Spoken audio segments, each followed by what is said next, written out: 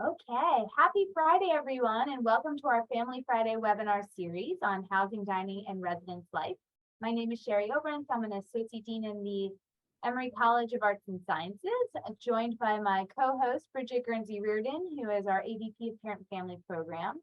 We're so happy to have you back. Middle of July, just a month before PRIO programs start and about 6 weeks before our orientation and move-in. So thank you again for joining us.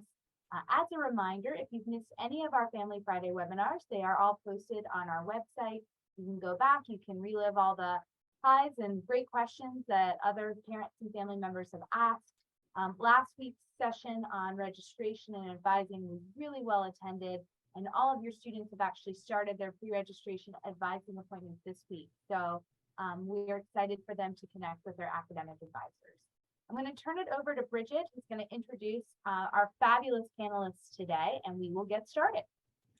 Thank you, Sherry. It's great to be here with all of you this morning. And so I'd like to acknowledge some of the folks who are behind the scenes. Paula Zwillig is our colleague who does all of our technical needs here. And then I'd like to have Cedric and Linda introduce themselves. Cedric. Good afternoon, everybody. My name is Cedric Blatch. I serve as the complex director for Alabama and Dobbs. So if any of your students are going to be there, I will be their complex director. Happy to be here today. And Linda. And I'm Linda Bachman, Director of Residential Education. So I have the privilege of working with Cedric and these other great colleagues on the programming and learning opportunities that we foster within all of the residence halls. And as we promised, we have behind the scenes experts, and now I'd like our camera experts to talk to you and tell you who they are. And I'll start with Sherry. Hi, everyone. I'm Sherry Ibrahimi. I'm the Director of Housing Administration and Conference Services here at Emory. And I'm also an alum, and we can't wait to have you on campus. Thanks, Sherry. Kayla. Hello, everyone. My name is Kayla Hamilton. I'm the Director of Emory Residence Life. I'm so excited to welcome you to campus in the fall. And Chad. Hi, everybody. My name is Chad Sunstein. I'm the Director for Campus Dining. So we help out in most aspects of dining on campus, from residential, with a lot of your students will be going to every day, to retail dining, to catering, and also the weekly farmers market. Thank you. Yeah, and thank you, Kayla and Chad. So Sherry and I will go off camera while we have our presenters give you all the information, but we might get on camera to interject a question here and there. And as we've always mentioned, put any questions you have in Q&A, and we're happy to help you figure out what all this housing and dining information is about. We got great information for you. So I'll get off camera and we'll get on with the show. And as you all have questions, feel free to put them in the Q&A. And our awesome panelists and London Cedric can try to answer as many of those as possible. So today, this afternoon, your first year student will get an email telling them to check their housing portal for their housing assignment. And for most of you, they will have the specific building and roommate information. There are a few students that we're waiting to assign, and that'll all be done by August 1st. So don't panic if your student has something that says guaranteed housing. We have 10 first-year residence halls here on campus. If you go to our website, you can learn more about them. But here they are listed on this slide here. Alabama. There's Hopkins, Smith, and Thomas, which we call the complex. Dobbs, Eagle Hall, Hamilton Holmes Hall, Harris, Roll, and Terman. We have custodial teams that staff these buildings 7 days a week. They clean common space. Please be prepared to tell your student they don't clean their individual rooms. And if they're one of the few students that have a suite style bathroom, they will be responsible for cleaning their own bathroom. The majority of our students are on a floor that we sort of call double-lidded corridor, where they may go down the hall to use the community bathroom, and those are cleaned 7 days a week. If your student has an issue with their room, maybe a light bulb went out, or the string on their blinds maybe broke, they can go to the housing website and click on a maintenance request. So this is the beginning of teaching your students how to troubleshoot, problem solve, advocate for themselves. And so we would ask your student to go put in a maintenance request. We're also always here in Raoul Halls where the housing office is, and they can write housing@emory.edu. But that would just really slow the process down if it's a maintenance request. So we want to make sure they know before they move in sort of where that is. So your student, when they filled out their housing application, was able to put in some requests. They were able to put in a roommate request. And if they matched with the roommate, they said they wanted, Sally said they wanted them, it was a mutual match. We did honor all of those. This year, about 60% of our incoming class asked for a particular roommate. And when they get the assignments later today, they'll see that they are with that roommate. Many of the students in this freshman class requested singles, and we have a very limited number of singles. So I want to go ahead and say this now, only about 1 in 5 students that requested singles will see on their form that they got it today. So I just don't want your student to be worried or discouraged. We have great, having a roommate for most of us was one of the best parts of college and going to college and the first year experience. So I know that that's a question on a lot of folks' mind. And so I wanted to go ahead and put that out there. So yeah, the slide says 50% of the roommate matching. We actually just pulled the numbers this morning and it was a little higher. It was closer to 60 than 50 this year. We are going to talk to you all in the next Friday webinar on July 29th about move-in. But parents, students, we make this as stress-free as possible for you. When you get your email today with your housing assignment, it'll also direct you to the portal where you can tell us your preferred time to move in. We try to stagger folks, so not everyone's coming at once. But if you're not coming for pre-orientation, if you're coming Saturday, August 20th, well, actually for pre-orientation too, you'll be able to let us know sort of when to expect you so we can stagger move-in times. You see from these pictures, we have plenty of Emory student staff, student volunteers, other staff assisting with move-in into the building. We'll have these big bins where you can put your stuff. So just be prepared to pull up to the curb, get the stuff out of the car. There'll be people there labeling it for your room number, helping you. Your student will go in and grab keys and you can park and then relax. So you'll sign up for that time slot today. It'll be open for a little bit, but the link will be in the email we send you today. What to bring. So I advise all of you to contact your incoming roommate and talk about sort of who's bringing what, right? Both of you don't need to bring TVs. Both of you may not need to bring vacuum cleaners. But it's important to remember to bring your computer. Headphones are great. So if you're in a meeting, listening to music, and you don't want to disturb your roommate, that'll be great. Our beds are twin XL, and so that's readily available at all of your local sheet places of choice, Bed Bath & Beyond, Target, whatever. You'll want to bring cleaning supplies. We encourage you to keep the sink in your room clean and do everything you can. This is your home for the next year. We have laundry facilities in every single one of our residence halls. So you'll be going downstairs, upstairs on your floor to do laundry. So bring some detergent, laundry bag.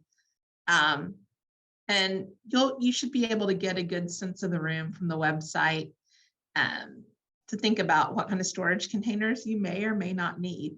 It's sort of up to you. I'm more of a minimalist when it comes to things. I like more space. So you might not believe me by looking at the stuff behind me right now at my desk, but I think the most important thing is to communicate with your roommate, and if there's things that can be shared, to do that.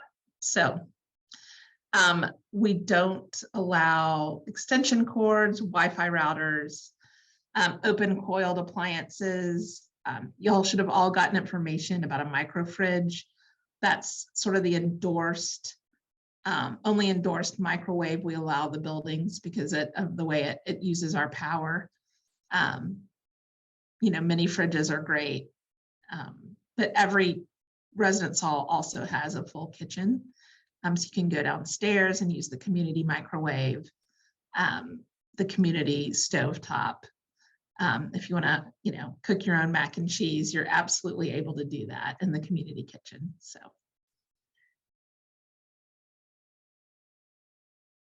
these are important dates. A lot of you all are flying here and you're wondering when to book flights home and when to book flights back. So what's important to note, even though there's a fall break and Thanksgiving break, our residence halls are open during that time. So there's no deadline from housing standpoint for you to go home. Some classes are canceled earlier and people are able to take a longer break. Sort of that's all up to you. But I think it's important to note when final exams are. As soon as your students, as soon as you all are registered for your classes, you should be able to see when the exam time is scheduled for that class. And we ask you to leave, 24 hours after you've taken your last final, like you'll be ready to go home. So the last possible day that could be would be you departing on December 15th. And then we reopen for the spring semester on January 9th. And we certainly look forward to seeing all our families visit on October 21st for family weekend. Sherry, I just wanted to piggyback on what you said about res halls being open and purchasing flights home. Our students are still working on their schedules. You heard last week that registration will start on August 9th through 11th, and then add-drop swap goes all the way through September 7th. So your students will have their final schedules by September 7th, the latest. And at that time, they will know their final exam schedule, and they should know their Thanksgiving break schedule. We very, very, very highly encourage you to wait until they have that schedule before purchasing any flights. Sherry mentioned there might be classes that are canceled the week of Thanksgiving, but Monday and Tuesday are still class days. Students might have tests or quizzes or homework assignments. So please do not book and then have your student be in a situation where they're telling their faculty, well, my mom booked my flight and I have to go home. Same thing for final exams. It's really important that students are here for their final exams. And so September 7th will be the golden day that you can say, all right, let's look at your final exam schedule and then pick those flights or times that you may be driving to pick up. And Sherry, then there's two Sherrys. So Sherry, that's the housing Sherry. Let's confirm with families what is in each room. So each student has the twin bed, each student has a desk chair, each student has a desk and a chest, and then a small closet, correct? Okay, and then risers. One of the things that we got a question about is how can they lift their beds? Because oftentimes people want to store under the bed. So if you could talk about that. Yeah, most of our rooms are actually already set up that way.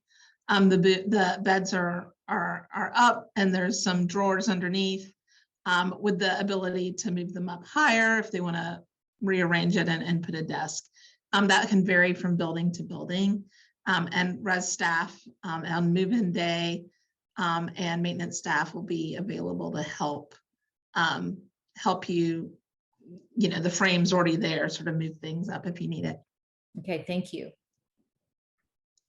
I'm the other Sherry. Sherry Obrentz is the primary Sherry. Thanks, guys. Well, hello, and I'm going to talk a little bit about life in the residence halls. And so when you get on campus, we're going to have all kinds of excited folks ready to welcome you to campus. In our halls, we have 3 levels of staff who support first-year students throughout the academic year.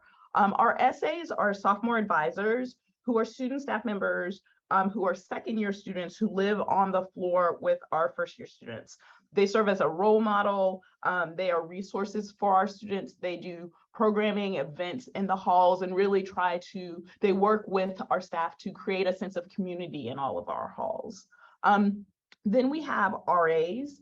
RAs are resident advisors, and they are juniors and seniors who again live in the halls with our first year students. They serve as programmers, advisors, and support for staff. They are our on-call staff. And so in the evenings, if students are locked out or have emergencies, we have an RA on call in all of our buildings every single night that we have students on campus. And then we have complex directors. Cedric is a complex directors. For our buildings and kind of groups of buildings, we have live-in professional staff who support our student staff and support our students. And they are our umbrella supervisors for all our student staff. They are the day-to-day managers of those buildings. And so if there are major problems that your students may have at floor meetings, they'll know the name of their complex directors, and they work with the student staff to, again, create a sense of community and support students during the school year. So as a part of our year-long engagement, we have our first year experience program, and it really gives students a chance to get to know the campus, your professors, your fellow hallmates. And so whether you're trying to figure out what to do this weekend or how your academics or to choose majors, we through FYE programming, we offer numerous programs to support students ranging from in-hall events to major events. So a large part of our FYE programming are going to be hall and building-wide events to support support students transition to Emory. But another part are some of our signature large-scale programming. Those include our 6-week kickoff, where we work with the Office of Undergraduate Education to have hall meetings and programs that tie back to Health 100 and our ESC class. Song Fest, which is our first year orientation event that allows all our first year students to participate and really get the Emory spirit and their hall spirit. It's a great way to kick off the school year.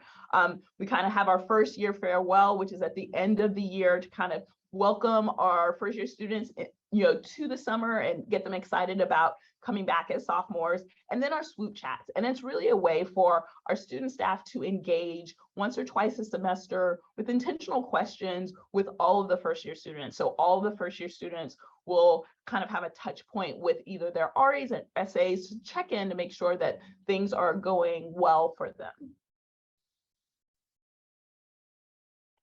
Before we move on to dining, Kayla, Sherry wanted to answer a question live about res halls, what can stay in over breaks, and probably a good transition too, because for dining, which is open over most breaks, Sherry, I'll let you go ahead and answer that. Yeah, so for winter break, yes, we ask you to leave, but you can keep everything in your room. We want everyone to do a very good job of emptying out anything that could go bad and cleaning out their mini fridges before they leave and locking their windows and things like that. But yes, you don't need to worry about storage in between first and second semester. Chad. Hi, everybody.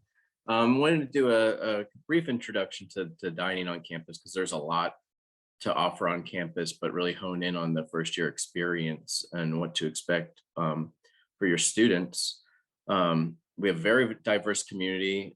We not only serve students on campus, but also faculty, staff, healthcare, and outside visitors as well, with a very robust sustainability standards and practices with our culinary program.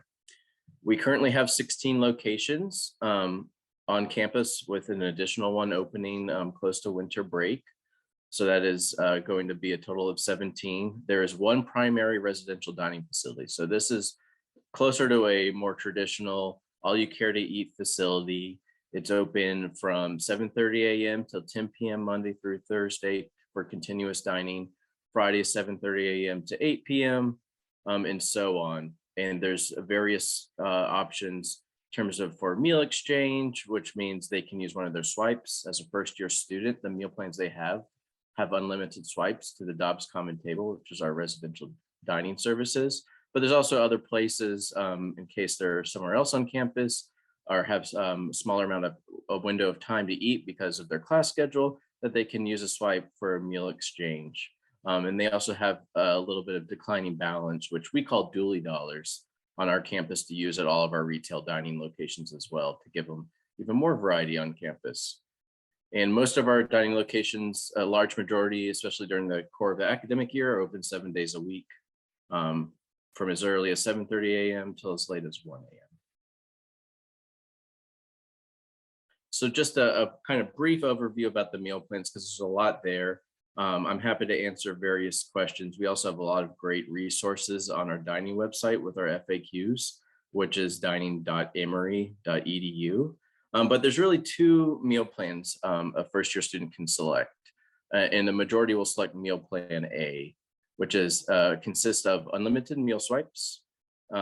It provides daily meal exchange swipes at our meal exchange locations on campus, which is the Eagle Emporium, which is in the Student Center.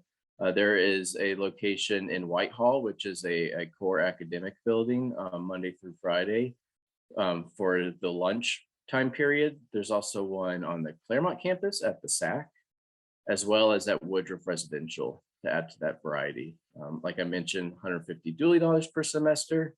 They also get 16 guest swipes per semester to use for either their friends, for their parents visiting them, or whoever they'd like to that want to experience the Dobbs Common Table. It's a huge space. It's a 900-seat facility. It's set up more like a food hall than a traditional, what you would picture an old cafeteria would look like, with anything from stations dedicated to vegan and vegetarian, to avoiding gluten station that has card access only, to a kosher station, and everything in between. We have a lot of variety because not only do we have a lot of dietary restrictions, but we have a lot of folks from all across the country, all across the world that are looking for something different to eat. And they're going to be in there for 200+ days of the year. The only difference between Meal Plan A and Meal Plan K is Meal Plan K provides access to that kosher station. So they still get all the benefits of Meal Plan A, but as well as those hours provided and days provided to have a certified kosher meal. So you're probably hearing me talk about swipes and duly dollars and meal exchange. And it can be a little confusing, rightfully so. So meal swipes, once again, is what gets you access to the residential dining facility, as well as used for meal exchange locations. Duly dollars is our declining balance. So think of it, you're just using it like you would have a credit card, but it's on your Emory ID. But the difference is it's both tax-free and holds a 5% discount at all of our on-campus dining locations. And it can also be used at the farmer's market if there's any food trucks selling on campus, as well as a majority of the vending machines on campus. Meal exchange, once again, is available at Whitehall, Woodruff Residential, Eagle Emporium, and Sat Cafe. And that allows them to use one meal exchange per meal period. So think about during the breakfast hours, you can use a meal exchange. During the lunch hour, you can use a meal exchange. And then during the dinner period, you can use a meal exchange. And once again, with normal meal swipes in the Dobbs Common Table, they can go 100 times a day, or they can go once a day or 0 times a day. That is truly unlimited. And this is a brief overview. We also have this on our dining page, just because you're also going to hear about Eagle dollars from the Emory card office. And it can be very confusing between duly dollars and Eagle dollars. And the most simplistic way I like to describe duly dollars is that it can be used for anything that you can eat or drink on campus, as opposed to Eagle dollars, which can be used at a limited number of places off campus, as well as it is the declining balance that you use for printing materials on campus. But it can also be used at any of our retail as well, but it is not tax-free. It does not hold a discount. It carries over until you graduate. Duly dollars carry over from during the entire academic year. So for example, if you have $50 duly left from the fall semester, that carries over to the spring semester and through the summer until early August, but it does not carry over from one academic year to another.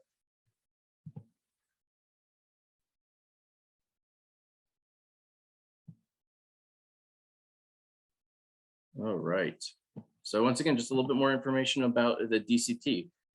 It opened up in fall of 2019, still pretty fresh.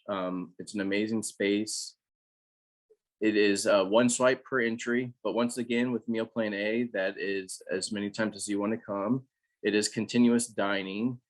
So there are primary dining times for, where all the stations are open. For example, from like 2 to 5, it's lighter afternoon fare. But during those peak hours, every single station is open with a large variety of foods as well. I saw a question about lactose-free milk. We do on the Atlanta campus. I believe Oxford does as well, but we do not oversee the Oxford campus. But I can gladly put you in touch. We can put a contact information down for the folks over at Oxford.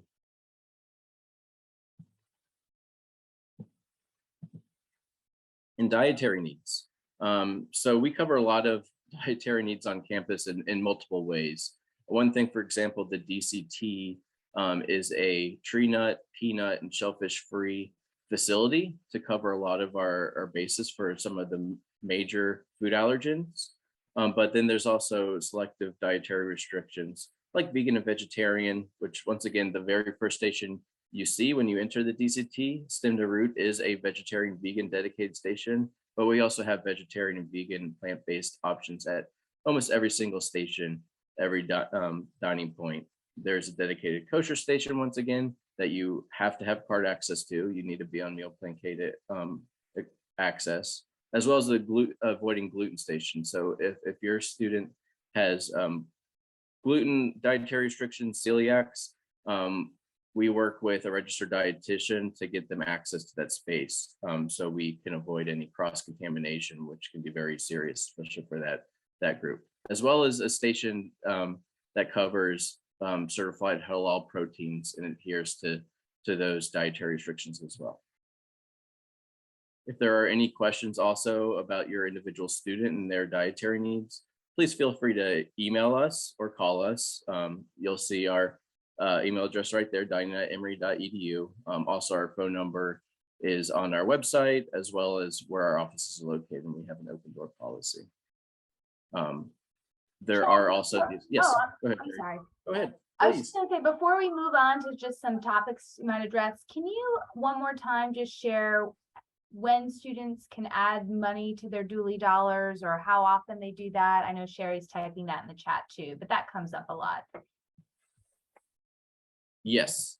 So there's a few things. I'm seeing some of the questions are all fairly related. To add duly dollars, there's a couple ways to do that. Right now, you can't add them for the fall semester yet, but closer to move-in, through the My Housing portal, there's a dining section. It's the same section where you selected your meal plan, where you can add duly dollars there. It is in $25 increments. You can do it as many times as you want, and that is billed to your Opus account. But if you're having any issues with that, the student can always email us just with their ID number, their name, and how many duly dollars they'd like to add. Yes, I see a question about peanut-free, nut-free. Yes, the DCT is both peanut and tree nut-free, as well as shellfish-free. And Chad, I want to add that on the family portal, we do, once your student matriculates, you will have access to what their dining plan is and what their duly and eagle dollar balances are. But like Chad mentioned, you have to go to the Opus account to add money to those, but you will have access to see that in the family portal. We're just trying to make that convenient for you. Yep. The DCT, our residential dining, opens on Sunday, August 21st for breakfast that morning at 7:30, which I highly encourage if you want to check out the space in its more traditional format, that your student can use their guest swipes to save a swipe.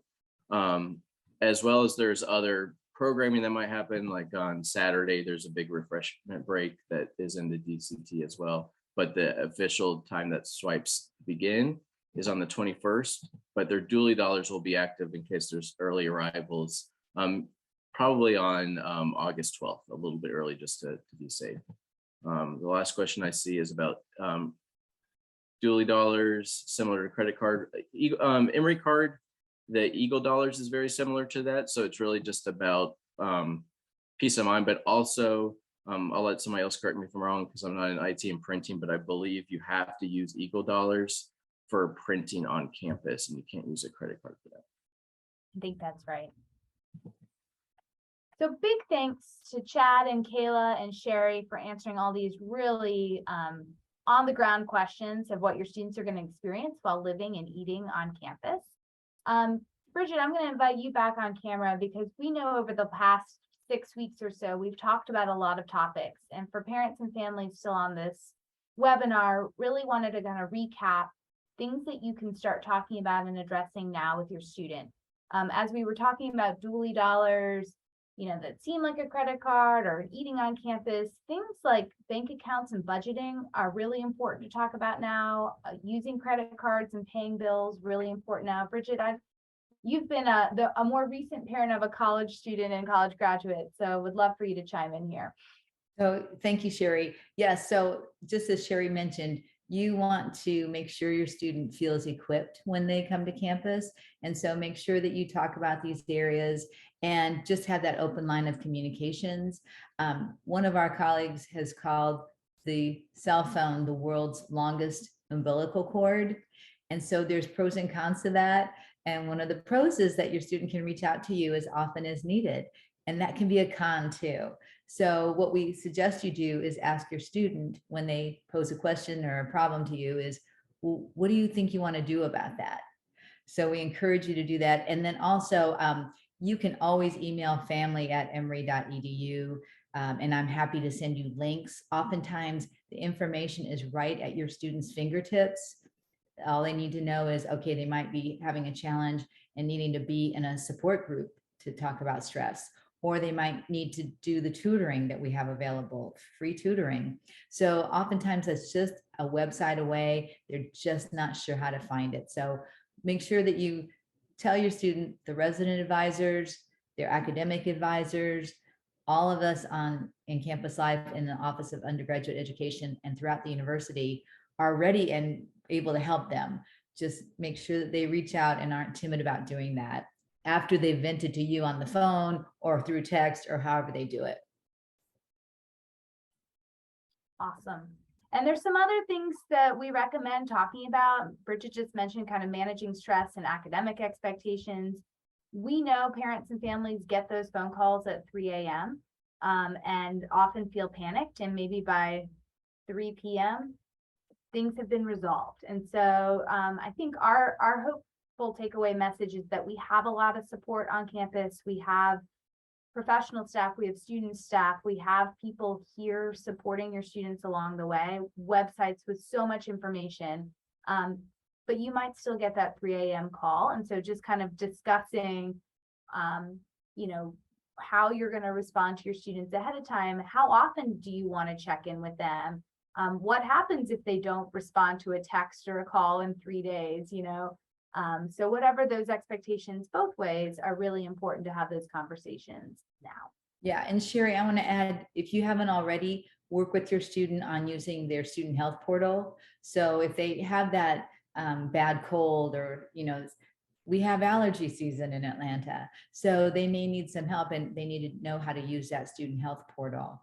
And also make sure that you've talked with them about how they, you know, what are the things they need to calm themselves, because guess what? There's a lot of stress when they're coming to school, regardless that we've just been going through a pandemic. There's a lot of stress, a lot of new opportunities, but with that comes their brains are just expanding with all this new information. So make sure that they give themselves a break, know how to take a deep breath, know what they need to calm themselves, because it is stressful regardless of whatever else is going on in the world. And we, as I mentioned earlier, as Sherry said, we do have the resources available to help them. Sometimes they just need to know that they can ask somebody and we will get them those resources. So one of my favorite questions that we get from parents all the time is, are you going to tell my student this? And so we will end with that. Yes, we will also tell your students this, whether they're participating in a pre-orientation program or everybody participates in orientation. We go through a lot of this information, but as Kayla mentioned, through residence hall programming, we stagger things so that students are getting information at the right time, or what we think is the right time. All of our students, as we mentioned last week, take ECS 101, which is really an introduction to college course, and Health 100, which is really building healthy habits in every sense of the meaning of health and well-being. And so we have those built into our curriculum and into our programs so that students are learning really how to be adults and how to work and be and think independently, but also be really healthy and well. Mm-hmm. So we just wanted to remind everybody we have 2 more webinars, which will round out our series for this summer. On July 29th, next week is July 22nd, Finding Community and Connection. Really great partners from our campus life team talking about how students will plug into all sorts of different activities and find their people, find their places. On July 29th, as Sherry mentioned earlier, the other Sherry, what to expect during move-in and orientation. This is really nitty-gritties on everything you'll need to know, from driving up to the residence hall and kind of how your students' schedule will be those 4 days before classes. It also includes when parents are expected to go home. So for those of you moving your students in, either at pre-hour orientation that Monday or Saturday, that's wonderful. But really, we are expecting that you are turning your students over to us by that Sunday, August 21st. And then finally, Bridget and I will be leading some parent family office hours. So this is something that we ask our students to do all the time, is to connect with their faculty, to drop in, say hi, ask questions. And so if there are any lingering questions that we haven't answered in our webinars or through our biweekly communications, we are happy to answer those in kind of a drop-in chat format. Yeah, Sherry, I want to add on the July 29th program, that's when we'll go over thorough information about shipping to campus. So we don't want you to ship anything before August 1st anyhow. So I think the date might even be a little later, because we have to sort all those packages, and there are hundreds and hundreds of packages. So on that July 29th program, we will have the information about shipping, how to do that, and how you will pick those things up. And I'm hoping to join Sherry on the August 5th program, because we had a lot of fun with that last year. And even if only a half dozen of you come, we ended up talking about different topics, and we just love our Emory parents and want to be helpful to you and look forward to meeting you. And I was just reminded by Paula that the July 29th webinar is open to students too. So we hope that everybody gets to join, because it's good for everyone. Big thanks to Sherry, to Kayla, to Chad for all their really wonderful information. This webinar will be posted on our website, just like the others as well. So we appreciate everyone joining us today, and we hope to see you next Friday. Thanks, and have a great weekend. Thank you.